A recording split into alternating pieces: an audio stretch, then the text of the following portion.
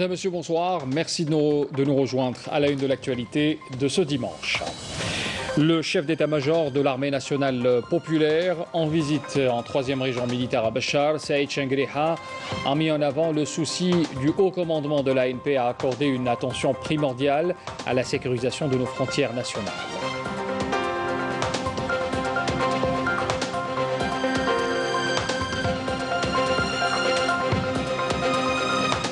La vaccination anti-Covid sera entamée avant la fin janvier en cours en Algérie. Notre pays réceptionnera le premier lot de vaccins russes Sputnik 5, 500 000 doses. Il sera administré en 2 doses obligatoires pour la même personne avec un intervalle de 21 jours. Nous écouterons le docteur Jamel Fourar dans ce journal. La culture de la colza, une filière agricole qui fait son chemin en Algérie. À Bouira, le climat local est propice pour la pousse de cette plante, utilisée pour en extraire l'huile ou encore la fournir comme un aliment de bétail. Et puis on parlera également ce soir de cet archer, Arabe Addoul. Il est âgé de 23 ans seulement. C'est un jeune étudiant qui s'est inspiré d'une série télé pour choisir sa discipline sportive. Adepte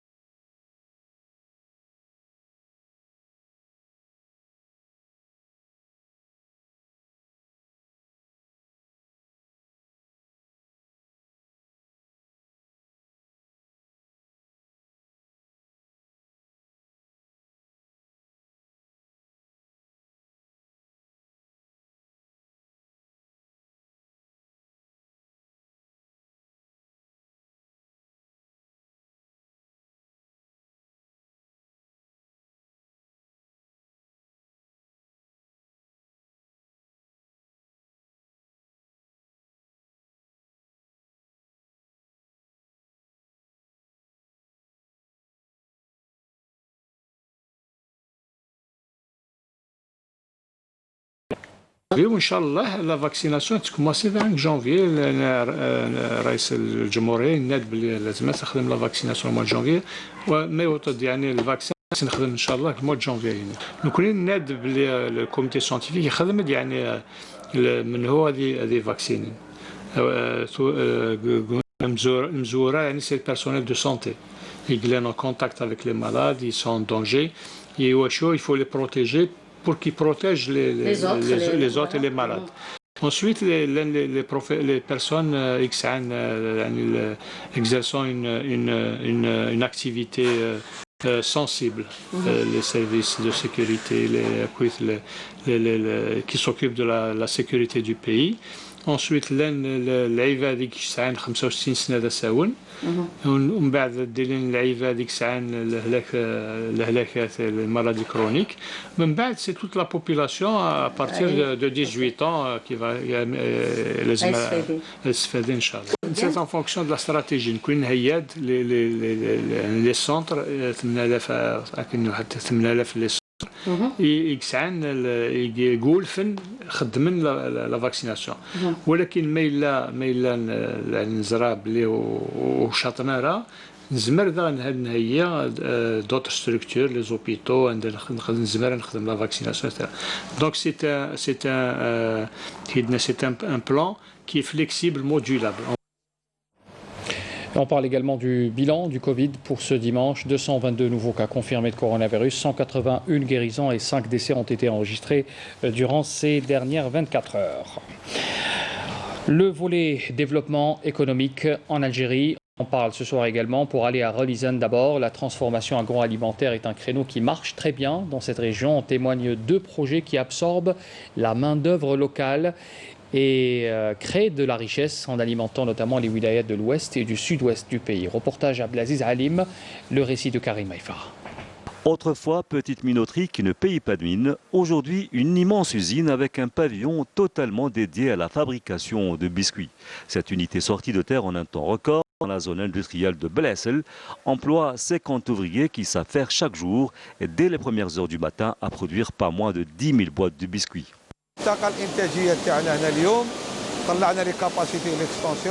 Notre capacité de production est en constante augmentation avec 10 000 boîtes de biscuits par jour grâce à une ligne de production de dernière génération qui nous permet aujourd'hui de conquérir le marché africain en attendant des facilitations pour exporter plus. Autre industrie qui a pris son essor dans la wilaya de Relizane, la transformation du lait. On atteste cette laiterie flambant neuve qui emploie 160 ouvriers et d'où sortent chaque jour près de 6 000 litres de lait pasteurisé, 60 000 litres de lait destinés à la fabrication de fromage à pâte molle et 8 000 litres de fromage fondu. Une laiterie qui s'est agrandie avec cette unité de fabrication de jus de fruits dont la majeure partie de la production est destinée à l'exportation. Concernant les jus de fruits, nous avons lancé de nouveaux produits pour 2021, avec notamment une nouvelle ligne de conditionnement de jus en canette. Nous espérons d'ailleurs exporter pour cette année une partie de notre production vers des pays africains. Une production et des investissements florissants grâce aux nombreuses facilitations des autorités locales accordées aux opérateurs économiques qui veulent investir dans la région. La production de lait, on en parle également à Chlef. Chlef qui a réussi à augmenter sa production laitière grâce aux différents programmes de soutien de l'État, soutien à cette filière en particulier, Chlef, où on fait un focus sur cette ferme dédiée uniquement à l'élevage bovin qui dispose de 120 vaches laitières avec une moyenne de production de 2400 litres par jour. Yamina Saïdi. La wilaya de Chlef dispose d'un grand potentiel en matière de vaches laitières, raison pour laquelle un grand nombre d'agriculteurs et d'investisseurs se sont lancés dans cette filière, soutenue par l'État. Nous avons bénéficié de l'aide de l'État pour acquérir le matériel dont nous avons besoin. Actuellement, nous disposons de 120 vaches laitières avec une moyenne de production de 2400 litres par jour. Le suivi du bétail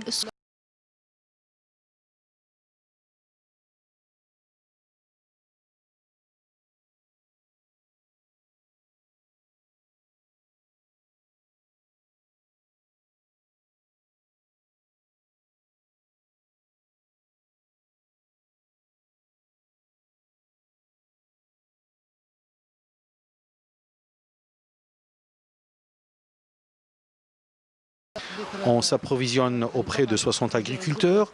Nous transformons 7 tonnes de lait qui sont distribuées au niveau de la wilaya de Chlef et de Relizane. انا ندي ايشونتيون منهم نجيبها لهنا لكن نعاير لها دونسيتي لاسيديتي نشوفها اسكو كونفورم ولا لا. Assurer la disponibilité du lait et de ses dérivés, une priorité pour les éleveurs de la wilaya. Nous disposons de 3 unités de production. La production est subventionnée par la société Aride. Le lait est toujours disponible. L'augmentation de la production laitière est le fruit du développement de cette filière avec une grande variété de vaches laitières, d'autant plus que cette filière est soutenue par l'État, ce qui permettra de développer davantage la production laitière dans cette région. On va dans les zones stépiques pour parler d'une autre problématique, la production annuelle pour le moins abondante de laine de mouton. La laine de mouton qui est donc abandonnée, il faut le dire, en pleine nature, encore al-Bayad. Cette laine, cette richesse naturelle ne trouve plus d'acquéreur. La tonte est devenue une charge pour les éleveurs car le prix de la laine dépasse à peine le prix de la tonte. On voit cela en détail à Mariam Damis. Chaque année, dans le sud du pays, la TISA, une opération de solidarité collective, est organisée pour réussir la vente de moutons. Malheureusement, d'énormes quantités de laine sont laissées à l'abandon. Une situation fréquente et inquiétante qui se reproduit dans plusieurs régions pastorales du pays, à l'image de Naama el-Bayad. La laine est une richesse pour notre pays, donc pourquoi la gaspiller ?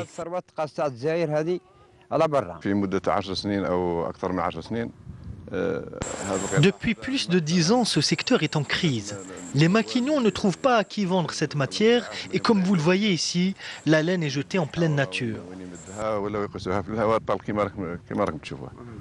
Considérée comme une richesse naturelle, la laine algérienne n'est malheureusement toujours pas exploitée et abandonnée en pleine nature, sachant que chaque tête de mouton peut donner parfois 3 kg de laine pure au prix de 120 dinars le kilo. Ce soir également de la culture de colza. C'est une filière agricole qui fait son chemin en Algérie. À Bouira, par exemple, le climat local est propice pour la pousse de cette plante. Elle est utilisée pour en extraire l'huile ou encore la fournir comme un aliment pour le bétail. Reportage Nassima Yacoubi, le récit de Bouchra Bouali. Dans cette ferme pilote à Ain Bessem, dans la wilaya de Bouira, on apprend aux agriculteurs les bases techniques et agronomiques de la culture de colza. Une culture amplement répandue dans le monde, mais relativement récente en Algérie.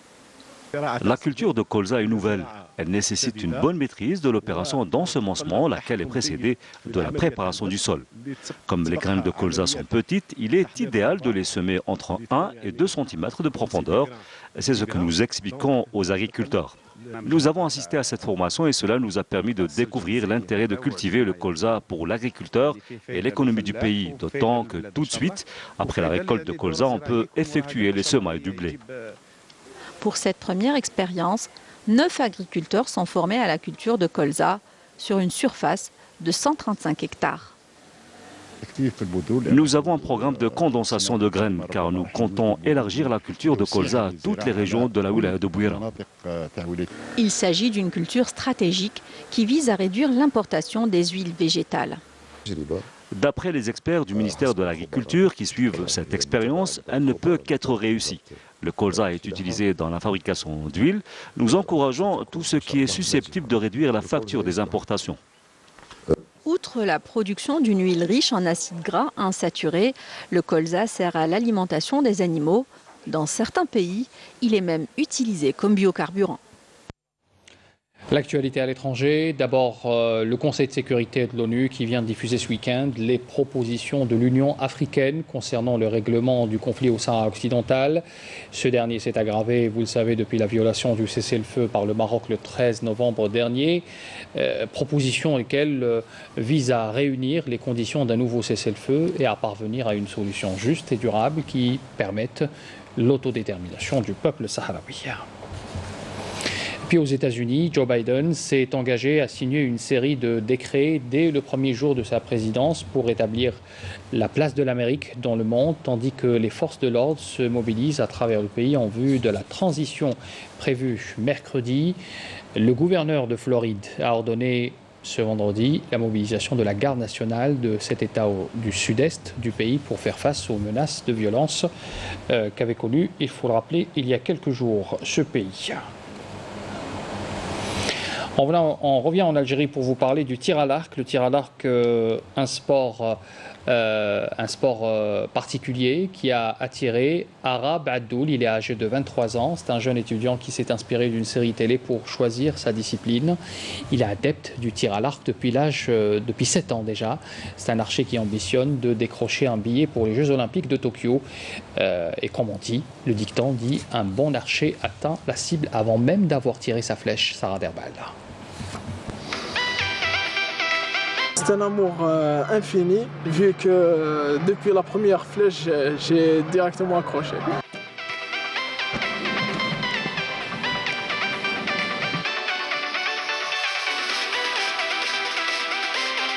Addoul Arab, 23 ans, membre de la sélection nationale de tir à l'arc depuis à peu près 4 ans.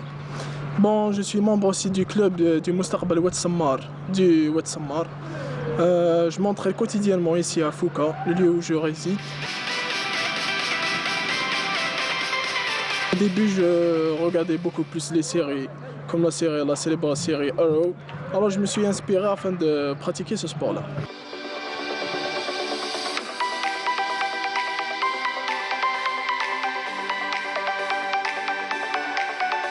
Bon, on espère par le biais du MJS et surtout par le biais du bureau des athlètes d'élite, car c'est un sport individuel, de continuer sur ce chemin-là afin de progresser et surtout de faire valoir ce sport qui est le tir à l'arc, qui est un sport méconnu de nos jours sur la scène nationale.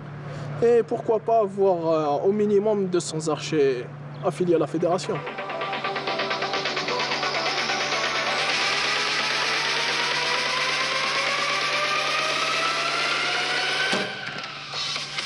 J'aurai une manche de Coupe du Monde à Nîmes fin janvier, où j'ai reçu l'invitation grâce à mes 2 participations de compétition indoor World Series en ligne, où j'ai vraiment battu le record national et africain.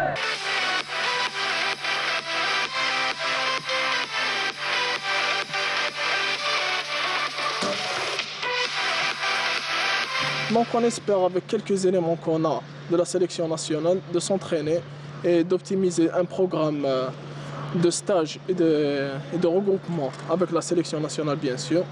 Et pourquoi pas ramener pour une première au niveau du tir à l'arc algérien un quota olympique pour les Jeux de Tokyo.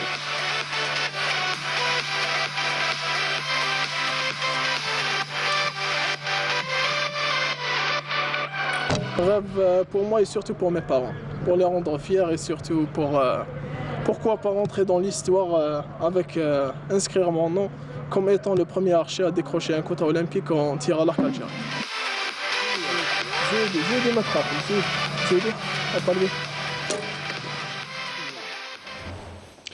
En plein dans le mille. Alors, pour le football, et on termine avec ce journal, invaincu depuis le 30 novembre, l'entente de Sétif a concédé sa première défaite. C'est le fait marquant de cette 8e journée de Ligue 1 disputée ce week-end. On voit cela en détail avec Mokhtar Ahmadi.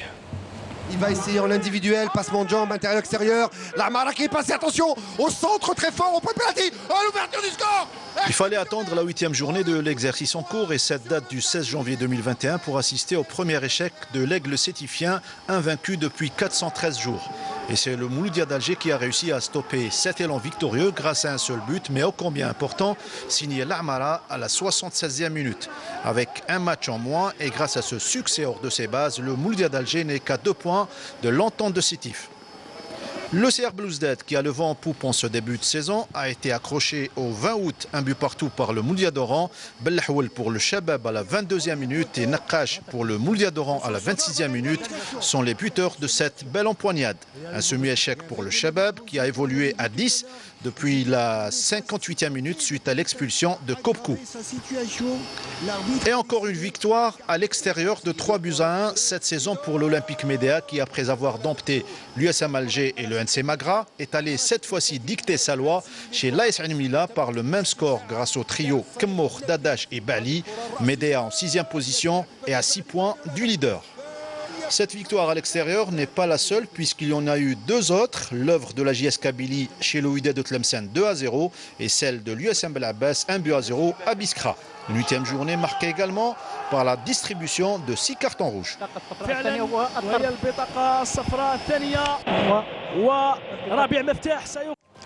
Fin de ce journal, merci d'avoir suivi, je vous souhaite une excellente soirée, à demain.